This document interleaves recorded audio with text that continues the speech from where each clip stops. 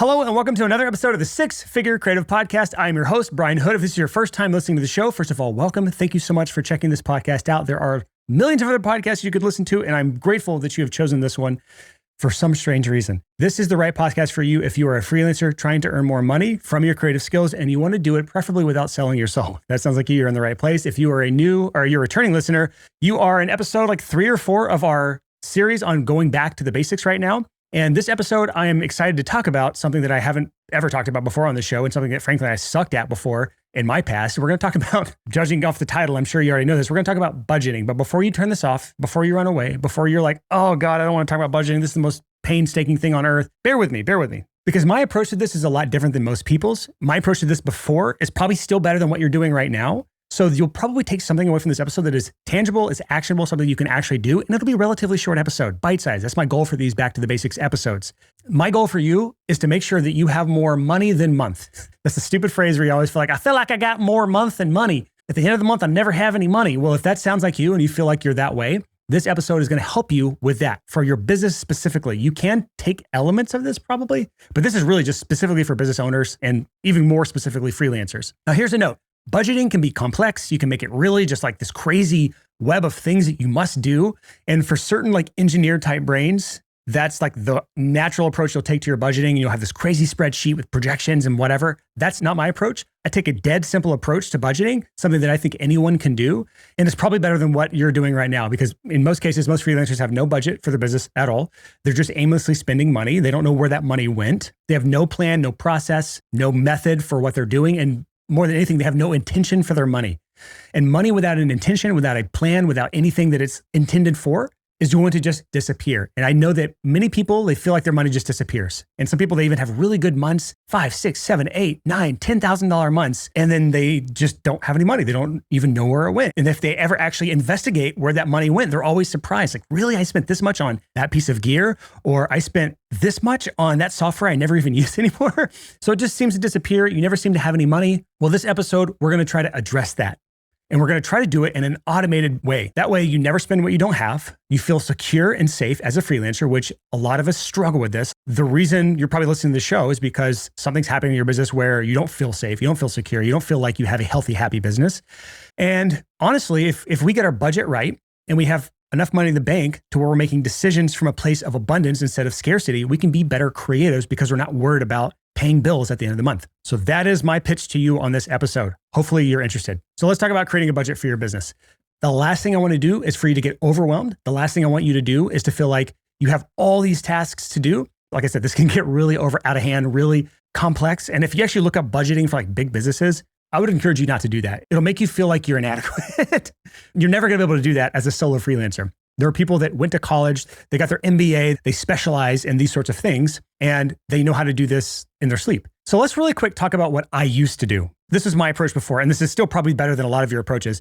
I kept $10,000 in a bank account for my business, and anything that went above that balance, I would just pay myself out to my personal account. That was it. That was my budgeting. I always had $10K in that account, and anytime that number went above that, 10, 12, 13, 15, $18,000, I would just lop off the top and bring it back down to $10,000. I don't know what approach that is. I don't know where I learned that. I don't know why I did it that way, but it was just really simple way for me to always make sure I had money in reserve. So I was never really worried about money for my business. And it was a simple rule-based system where anything above that number is my payment. Like I said, it's probably better than what a lot of people do because at least there's like a buffer in place. There was no way for me to actually control my spending. I was literally just aimlessly spending all my business account money that was lumped into one big amount. So buying a new piece of gear, buying a new piece of software, setting up this thing, paying this contractor. I was just slinging money out without any intention behind it. So it still doesn't solve the core issue of where did my money go? The only good part about that, it was super easy to do. And it left me in a safe place financially where I always had a good runway for my business because my expenses were so low. $10,000 was enough to keep me going for like 6 months. If all else failed and I had no income coming in,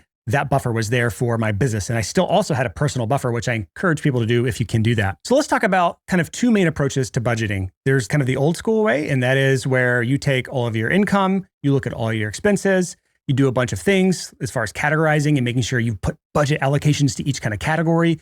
And then whatever's left over at the end of the month is your profit. That's it in a nutshell. It is your income minus your expenses equals your profit. I subscribe to the Profit First system. This is Mike Michalowicz. We actually had him back on episode 166 of this podcast, The 3 Simple Steps for Marketing That Can't Be Ignored with Mike Michalowicz. He came on here to talk about one of his books. Profit First is his most popular book, his best-selling book. And it's something that I think the business community as a whole has latched onto. Freelancers, probably not so much. But the profit first system is this: income minus profit equals expenses. Let me say that one more time. Income minus profit equals expenses. The fundamental difference here is we first figure out how much we want to profit as a business before we spend any money, before we do anything else. And I encourage you to read his book, Profit First. Maybe we could get him back on the show, but truth be told, he's been on so many podcasts to talk about the profit first system. It's such a simple process anyways, that there's probably no reason for him to come on here, although I'd love to have him on again, but he's probably got better places to spend his time. So I'll try to do my best to relay that system to you and how it pertains to setting a budget for yourself. How to do profit first? First, determine your target profit percentage. What percentage of money do you want to take home as a freelancer?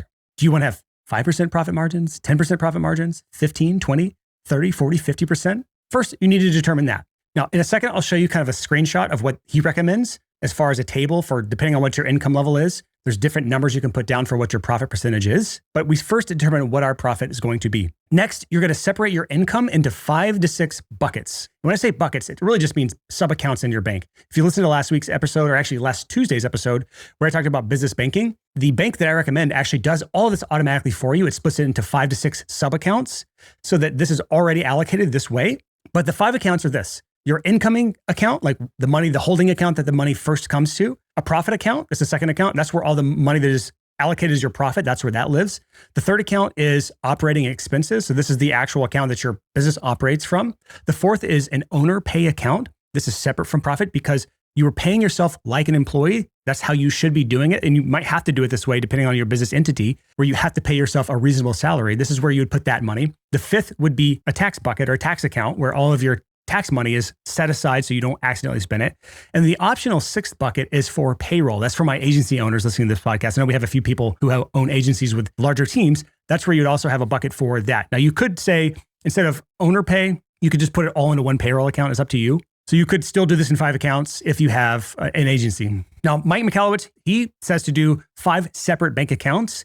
And actually, back when he wrote the book, the only way to do it was to literally just have 5 different bank accounts and you had to manually move the money around. No one does it that way anymore. Well, you shouldn't do it that way anymore. Like I said, banks do this automatically. The one I use isn't the only one. And Mike actually has a bank he's partnered with as the official Profit First bank. I tried it. I didn't love it. You can go to that one if you want. But since I don't like it, I'm not going to recommend it on this podcast. You can go look it up for yourself if you want to look up that specific bank. So now that you have these 5 accounts, I'm going to focus on the 5 right now. You have 5 accounts. Your money gets split into all of these accounts automatically based on your income as a business owner. And I'm sharing my screen right now for anyone watching on YouTube. But if you aren't on YouTube right now, you can just go to our show notes page at sixfigurecreative.com/253. And that'll have this screenshot on there. This is what the Profit First system recommends.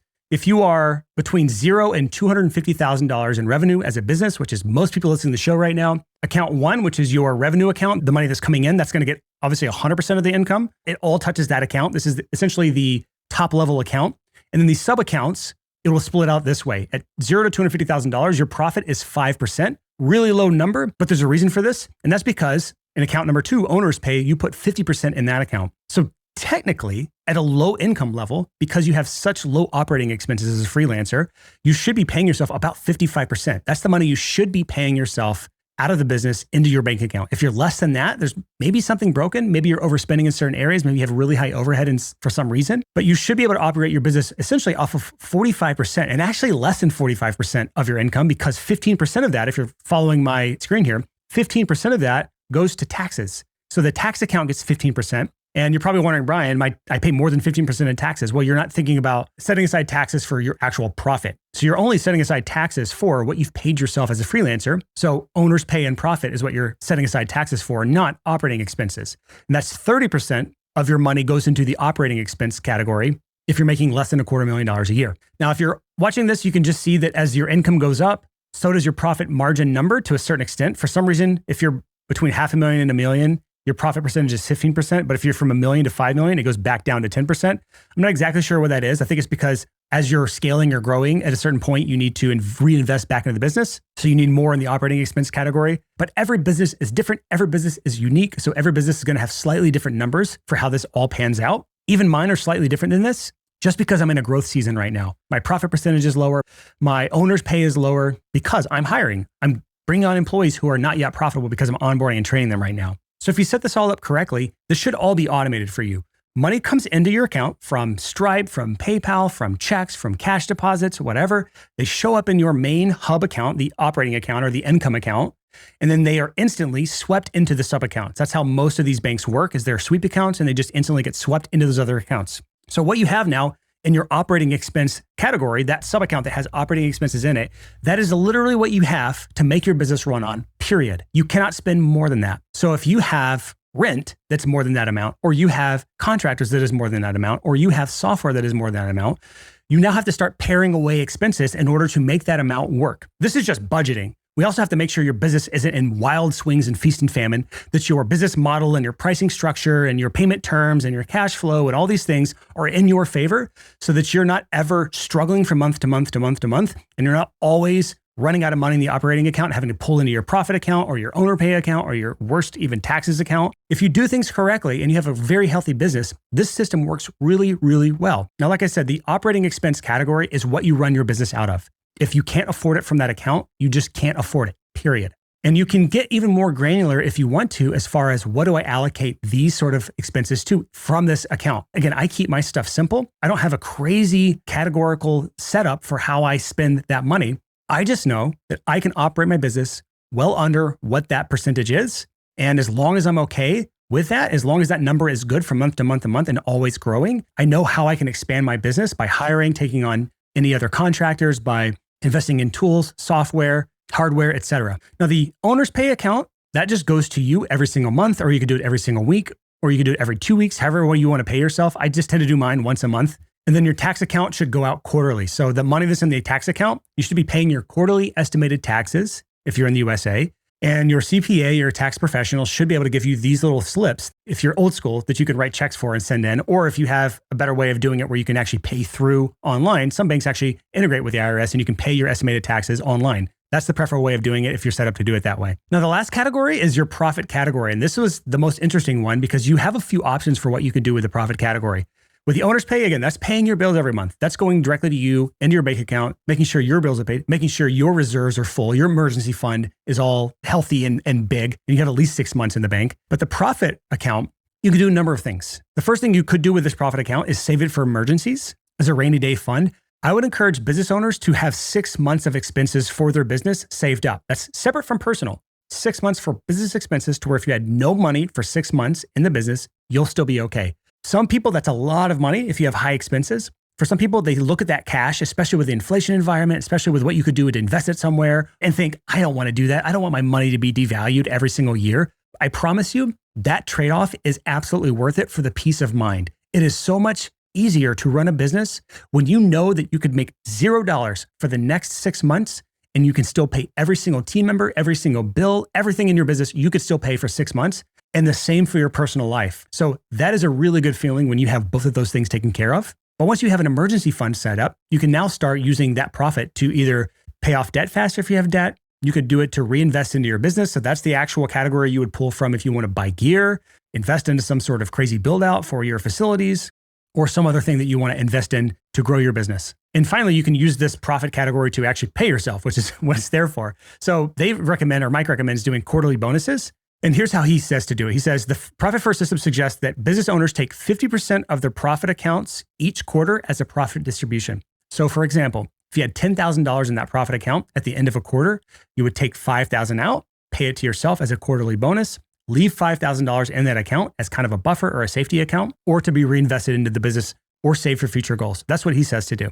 It's your business. You can run it however you want, but setting up a system like this where money comes in, it goes into those categories. You know what you have to spend in each of those categories. You always have your taxes set aside, so it's not a big surprise at the end of the year. You always have your operating expense account that you can look to see, can I afford this? Yes or no? And you always have your profit account paying yourself above and beyond what your owner's pay account sends you. So again, if you want the bank account that I use, you can either listen to last week's episode 252 of the podcast, or you can go to sixfigurecreative.com/bank, BANK. Number 6, figurecreative.com/bank. And there's a whole video there talking through top to bottom my bank, how I use it, what I use it for, which bank it is, how you can sign up for it, et cetera, et cetera. So that is it for this episode. Hopefully this was helpful. Again, not super technical, not super nerdy. If you're a budgeting pro, you probably hate this episode. I just want to make sure that people have money siloed off in easy, simple ways that they can now make easy decisions as a solo freelancer on where that money should go, how it should be spent, so that there's never a surprise of having too much month for how much money you have. You always have reserves. You always have taxes taken care of. There's just so many benefits to doing a system like this. But if you have any questions about this, or you have any concerns or anything you want to yell at me about, just email me, podcast@sixfigurecreative.com. Happy to hear from you. Otherwise, I will see you all next week on the next episode. Until next time, thank you so much for listening or watching, if you're on YouTube, the Six Figure Creative Podcast.